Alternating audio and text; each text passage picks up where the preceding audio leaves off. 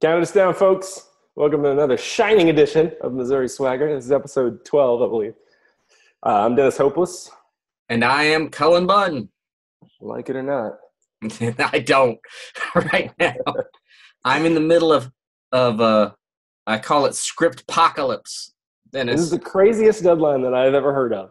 Yeah, it is an insane deadline that I'm facing right now, and I'm the only man who can do it. It's true. I certainly couldn't. But I'm happy to take a break from my important work to talk to you.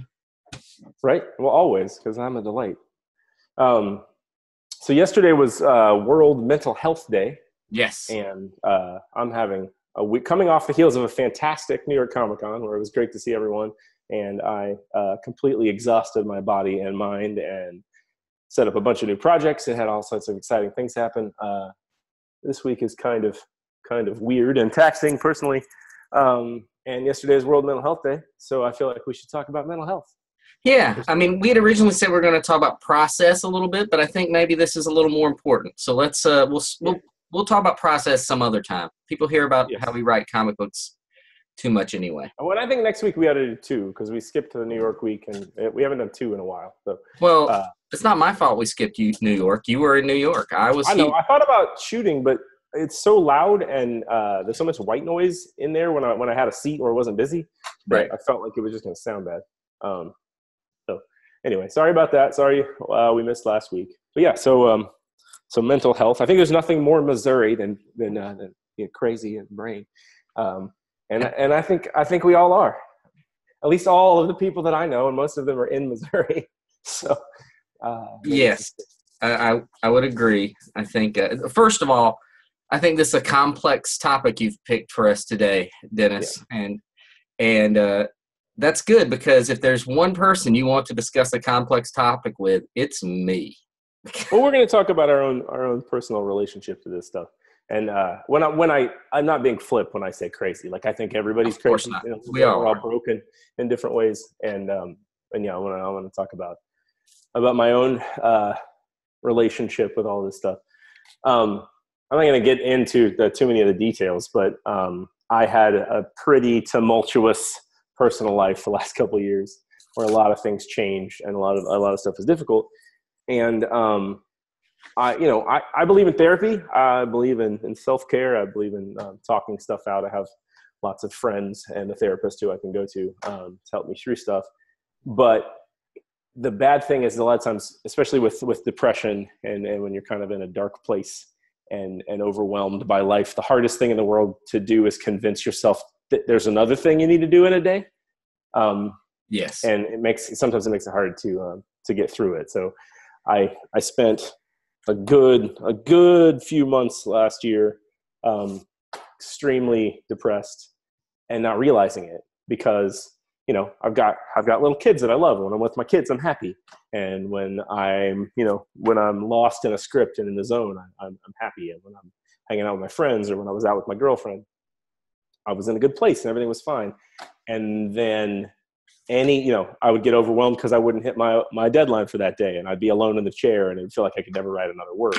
Or I'd be in my bedroom in the dark, not able to sleep and thinking about every decision I had made for the last 5 years of my life and how it might have been wrong or this might have been wrong if I could redo this. And that's what depression feels like to me. My extremities get tingly and I can't sleep.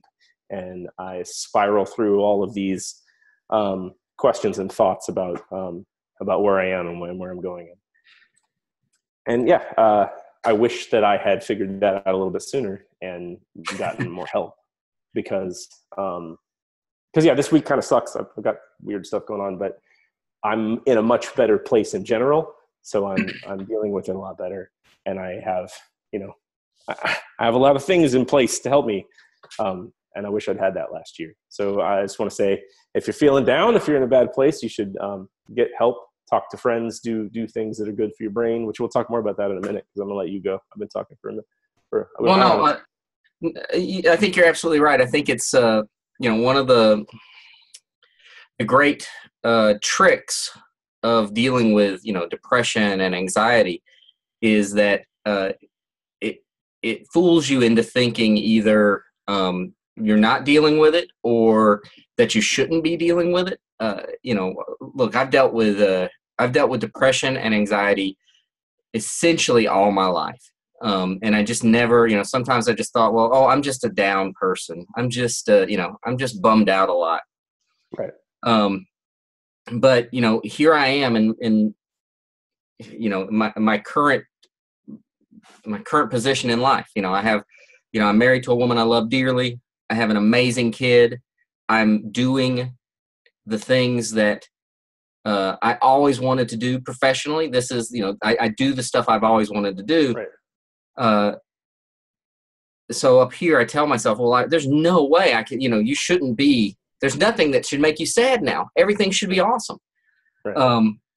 And yet I still deal with, I just have to, the only way to say it is, I have depression, I have anxiety, and I have a lot of anger issues that you like to make fun of me for, but that's all right, Dennis. Because it's funny. It's funny when you're mad. It used to be funnier to me when we weren't as close, because I just got to watch it from afar. And now I feel like it's partially my responsibility to dump ice water on the fire that is Cullen Fury. Yeah, and yeah, I don't think there's any, maybe once years ago I might have been ashamed to say, I take medication to help keep, my my moods in check. I have to take stuff every day just to make sure I can function without it. But it absolutely makes things much more pleasant and easier for me.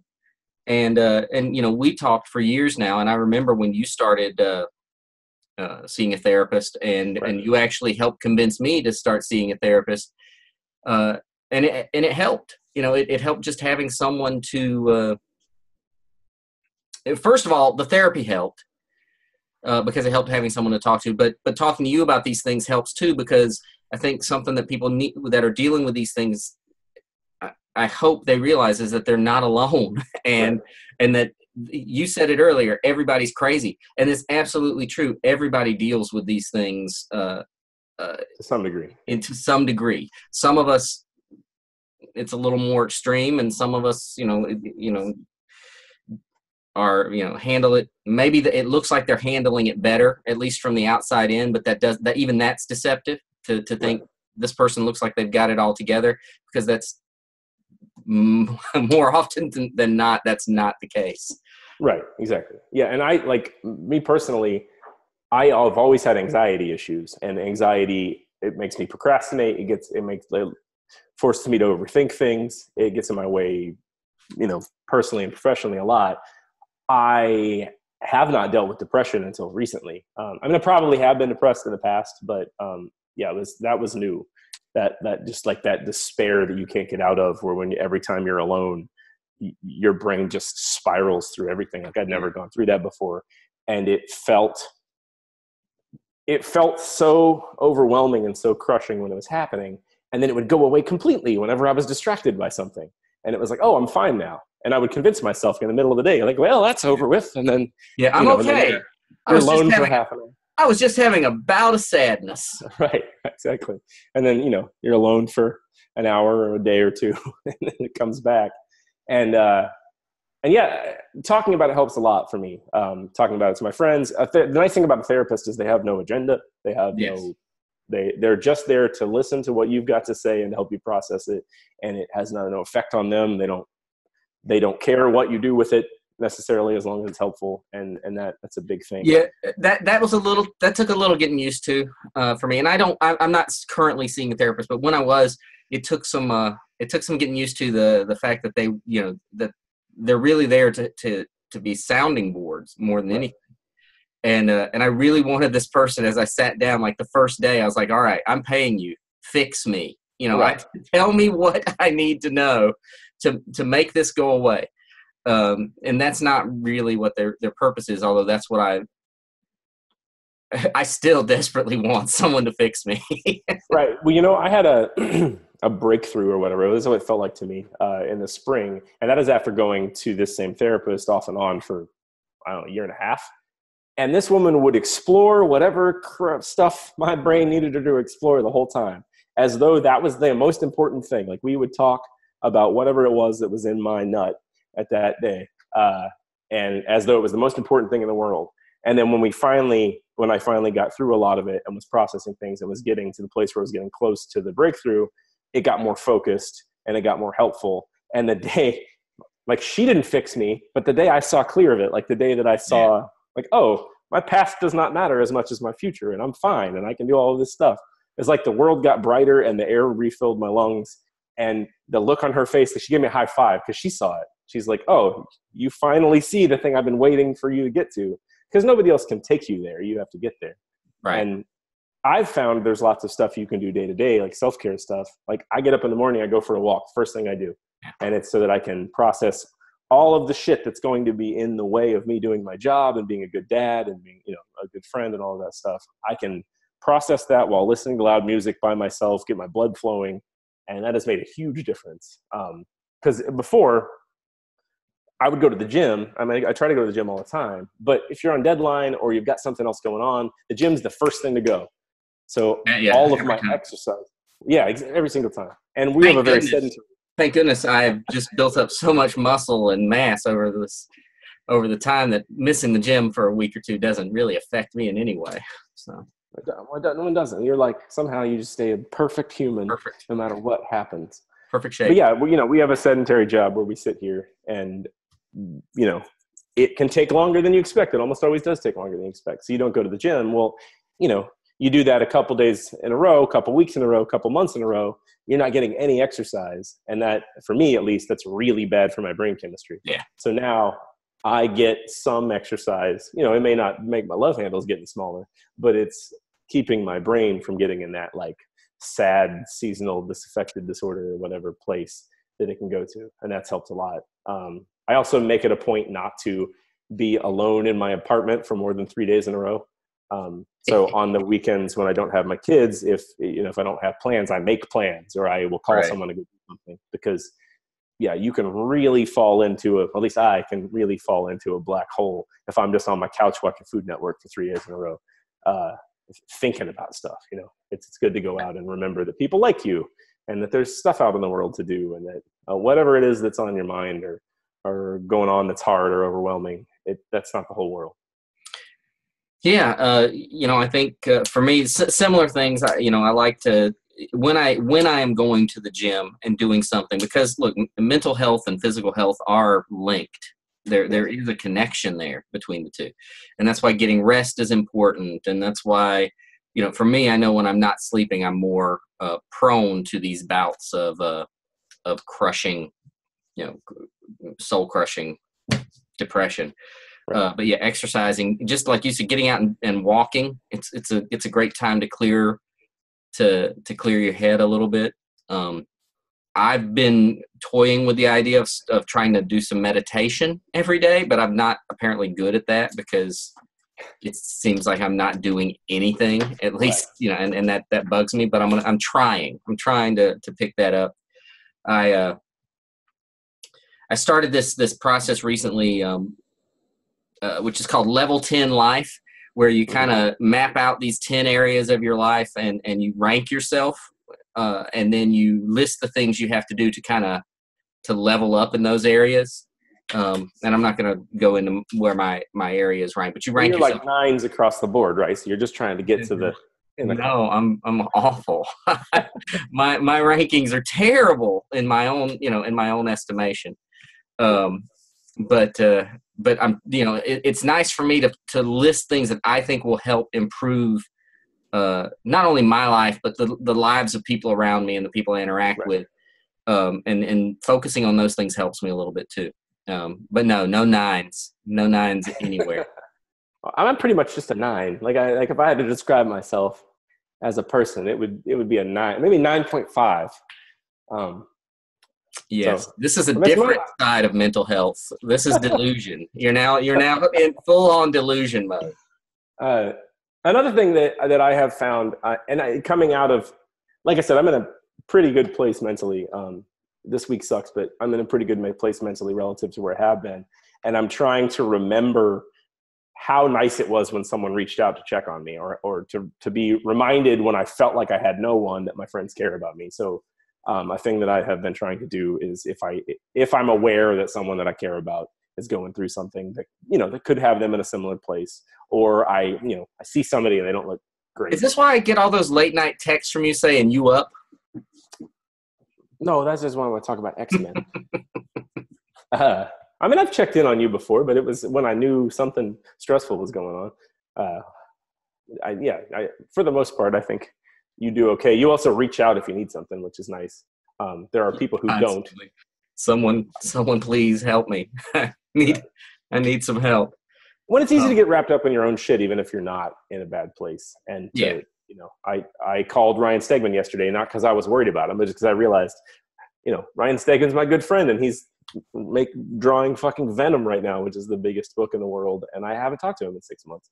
So I called just to check in. And I think it's important to show the people that you care about them, and that can be a huge help.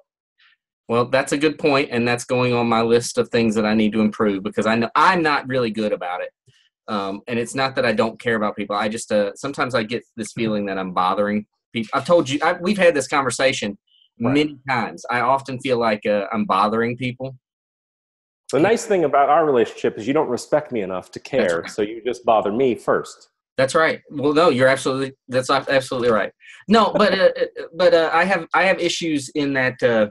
We know a lot of the same people, and many of these people are creators. Many of them are successful, and I have issues that I won't even reach out to someone just to say, "Hey, man, what's going on? How are you?" Right. Because I don't want them to think I'm angling for some sort of professional assistance. Sure. It sickens me that anyone would think I'm trying to do that. And I have done that, but I usually when I reach out for those reasons, I usually say, "Hey, I'm asking for help here. I need some help." But I don't ever want anyone to think I'm just talking to people because I want them to help me professionally in some way, and therefore I just don't reach out to people the way I should, which is kind of you underestimate how much people love you, which is very weird to me because it's very obvious how much people love you. Like, I mean, not as much as people love me, but that's a high bar, Colin. Well, okay. Yes, I do underestimate, because I'm not I get it. I know my flaws and my limits, and the limit is I am just shy of annoying everyone. So there we go. Another thing that I have come to that has helped, it's easy to be kind of a shitty friend when you're in a bad place, because you're so wrapped up in the darkness that you can be kind of snippy, and you can easily be distant and just disappear on people, which I did. I had a horrible habit of that, where I would just go away and talk to two people and disappear from people. And that sucks. I feel like that's directed at me, because I know that I talked to you some. No, I know that earlier this year, I was going through some stuff, and I think that you personally took the brunt of a lot of it. Because I know I yelled at you a lot for no reason. You were not involved in any way, but I know I cut loose and yelled quite a bit just because I was angry at everything and everyone. You did, but I was happy to be that, because you weren't gonna It wasn't gonna be possible for you to burn me up, and I didn't want you burning up bridges. So I did that too. I did a lot of that, but yeah, I think that it's a good step for those relationships that may have been damaged. I don't think you certainly didn't damage this relationship. We talk every week. We have to. Yeah. But just apologize for your shit. Like, it's easy when you're in a dark place to be so self-involved, because you're trying to, it's self-preservation. You're trying to survive it. But after the fact, you can remove, it's possible to remove all of the why. Like, I did this bad stuff for good reasons. I did this bad stuff because this was going on, and because. Chop all the becauses off. They matter. They're important, but get rid of them. And then you can just be like, "Hey, I'm sorry that I disappeared on you." Or, "Hey, I'm sorry I've been a shitty friend." Or, "Hey, I'm sorry for this list of horrible stuff." And that is good, I think, both for like your own peace of mind, because you can kind of forgive yourself for that shit, and also good for the other person, because they realize you care. Can I just do like a mass apology right here to everyone that I've wronged? I'm sorry, guys. I mean, you should tell Cindy to her face, probably. But otherwise, she knows. Believe me, I just wake up in the morning and apologize for what a horrible person I am. But no, and I think that's a good point. I think apologizing when you're a shitty person helps. I'm not good at it. I learned how to apologize from Fonzie on Happy Days, and that dude couldn't apologize. He couldn't even say the words "I'm sorry," and he's the coolest. It's true. He could turn on a jukebox just by hitting it with his fist. Right. And even Fonzie probably had some issues that he didn't want to go into. But I just think it's important. And look, if you're people out there that feel like you don't have anything going on, that you don't face mental issues, and I see a lot of people on Twitter saying kind of misguided things about mental health. That they think it's just being. On The Office, Michael Scott does this bit where he's like, "Isn't depressed just fancy for being bummed out?" And I know people feel that way maybe because they're not experiencing it. And I think it's important just to realize that you don't know what's going on in somebody else's head. You don't know what's going on in their life, and it absolutely does not. It is not dependent on outside influences of how someone's going to, when someone's dealing with things that can feel overwhelming to them. I mean, it may be outside influences may have, some bearing on that, but they're not a requirement to feel overwhelmed and to feel like you just can't get through it. And if you're experiencing that, you just need to know that it takes time. You got to be patient with yourself, because that's the thing. I have a lot of trouble being patient with myself. And like I said, I wanted that therapist to give me the answer right now. Tell me what to do. Well, like you said at the beginning, like we have, for the sorts of nerd that we are, the variety of nerd that we are, we have very enviable lives. Like we sit and make superhero comics and horror comics and wrestling comics for a living. Yeah. And, they pay us to do it. We're, just gorgeous men, just some of the most attractive human beings anyone's ever put on the earth. So if we can get down, if we can get depressed in this amazing golden life that we lead, yes, of course anybody can. Then everyone else should be depressed. Oh my. Sure.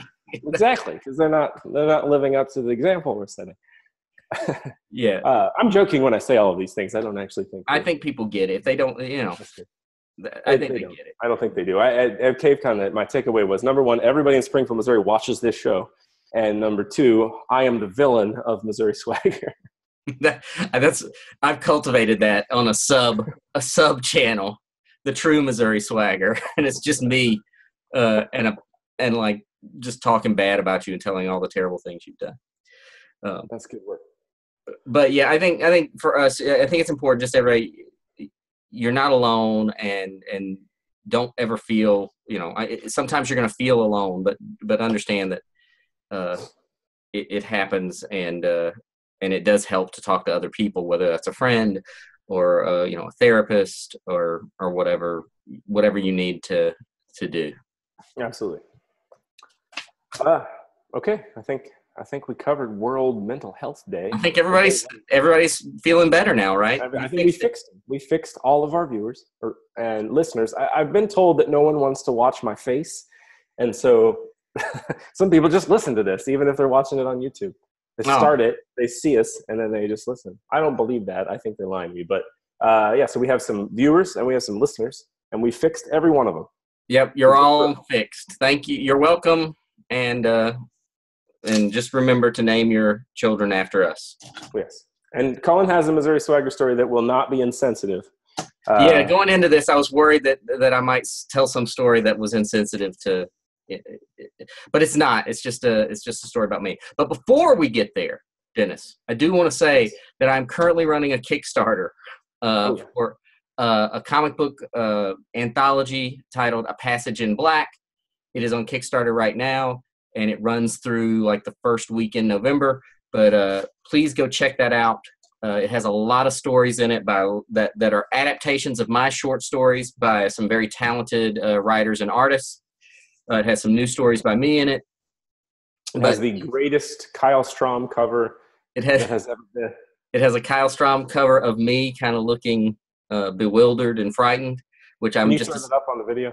I'll put that up, yeah. But at first I thought it was kind of unflattering, but it really does look just like me. So it's great. Yeah. My favorite thing is what it says on the screen.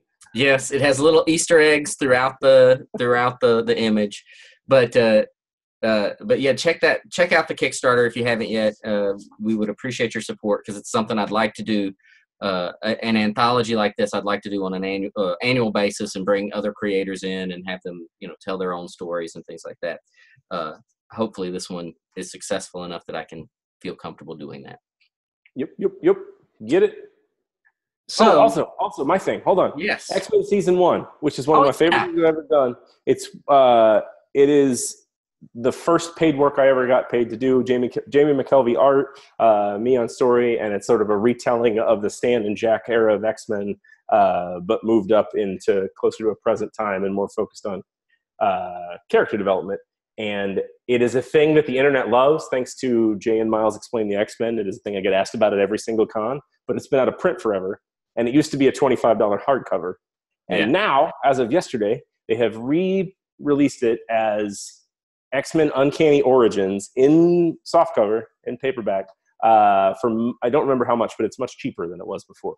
So you should go buy that, and you should buy it in bulk, and you should buy it for everyone, every X fan you know, so that I will get royalties. Because as I mentioned before, the whole point of all of this is for me and Cullen to get your money.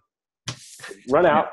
Give his Kickstarter your money and give Amazon or wherever your money for X-Men, and then I will get that money. Some of it. I was looking over at my shelf because I have a copy of X-Men Season 1 almost within arm's reach. It's a great book if you haven't read it. It is really good.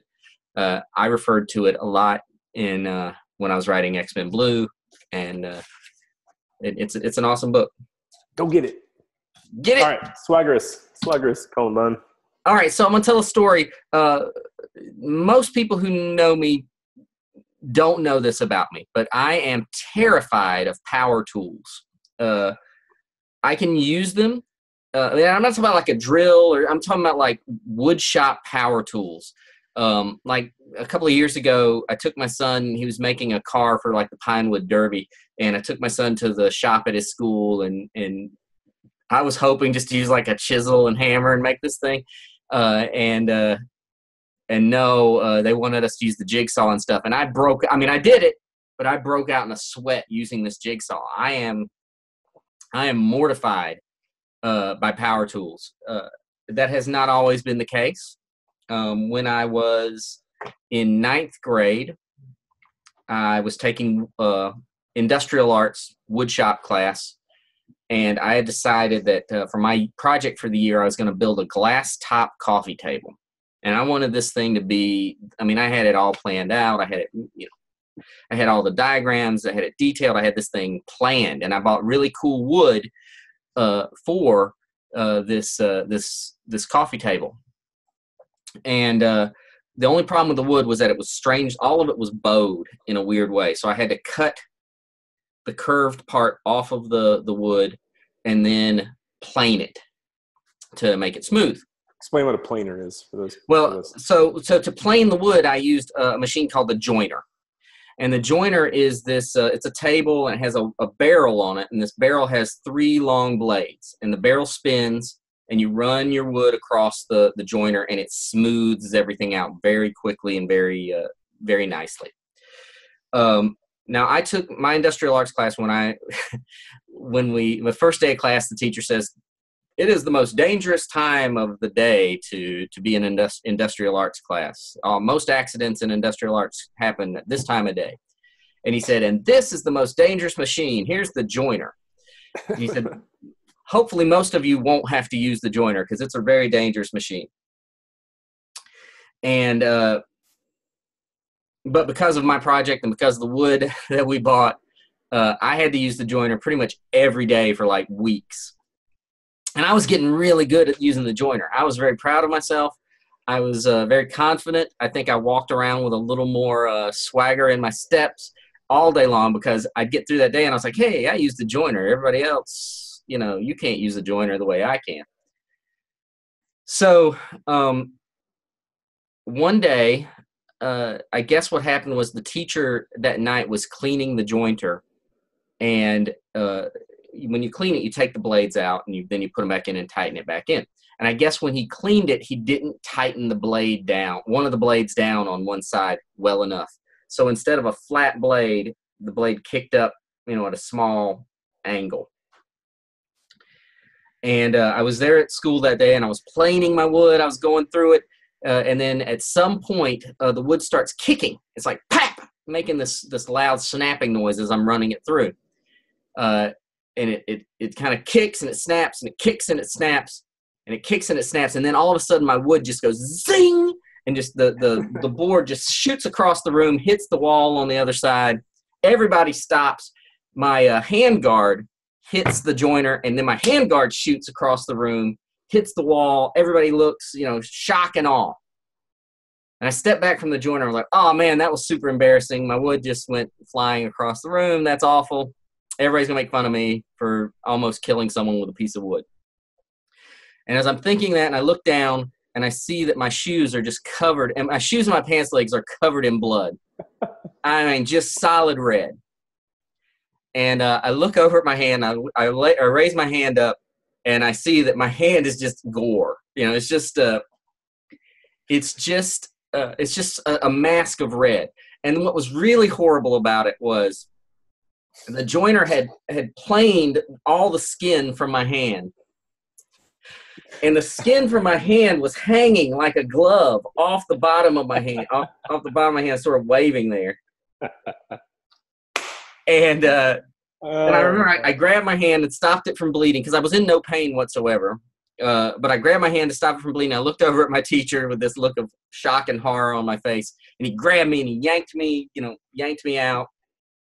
And we rushed me to the emergency room. I was bleeding all over everything. Every time someone would move their hand to reposition, blood would just rain down from my hand. And they took me to the emergency room, and that emergency room bandaged me up. But then they said, you got to go to another emergency room. And I had to go to another emergency room. And I sat in the waiting room because I couldn't find my parents. They didn't know where they were, and they weren't going to take me in and fix my decimated hand. And finally my parents got there, and they took me in. They had to cut my favorite Panama Jack long sleeve t-shirt in order to get my arm out of it and without tearing up. And they had to cut the skin. They had to use scissors to cut the skin off. And if you look at my hand, you can see the videos doesn't do it justice, but you can see the scars. Scarred, mangled mess. My scar, mangled mess. And all these little deep gouges, that's where the blade that was kicked up was digging in. Yeah. And it's all the way up my thumb, too. You can see it went right there. When they pulled that hand skin off, did they slap it down on some sort of tray? Because I feel like at that point, it was starting to hurt because I've been sitting with it for so long. And so I don't know what happened to the glove, of the hand glove, but I remember it waving off the bottom of my hand. Well, human skin doesn't survive very long off of the body. Yeah. But that was that's the worst.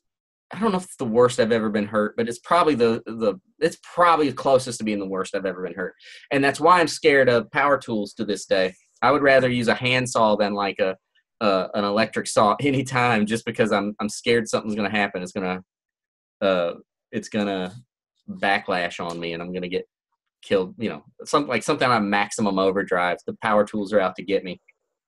Well, I imagine that happened in Carolina, right? That was Carolina, and Which is not Missouri, but there's nothing more Missouri than saying, "Here, child, here's a very dangerous machine, and this is the worst time to use it. Go with God." Yeah. And the teacher showed up that night at my house. I had a McDLT, and that was a pain too because I couldn't get the McDLT together because McDLT served, the hot stays hot and the cold stays cold. I couldn't do it. What a defeat. I really wanted to enjoy a McDLT on the way home from the emergency room in my bloody, chopped up Panama Jack shirt, and yet I could not enjoy my McDLT. Because you knew styrofoam fast food containers were not long for this world, and that sandwich wasn't going to exist. Right. And anyway, the teacher showed up that night, was, checked in on us. The principal, I went back to school the next day with my arm in a sling, and I milked every bit of sympathy I could from everyone. I remember someone asking me, is your hand still there? And I was kind of like, I don't know. Because it was the more things change. It was just super bandaged up. When they can't do anything, you just have to wait for your hand to rebuild skin. I cut the end of my thumb off with a box cutter once. Yeah. Like clean off. And you just have to wait for it to grow back. And it took forever. I mean, it took forever for the skin to grow back, and I had to go to therapy to make sure my nerve, I had no nerve damage and all that stuff. But it's back. I'm okay. But happy Halloween, folks! Happy Halloween! and yes, if you ever want me to do some sort of like help you build a deck or something, don't expect me to use a power. I'll do the hammers all you want, but power tools and I don't get along. So there you go. All right, folks. That's Missouri Swagger. Have a great week. Take care, everybody. See you.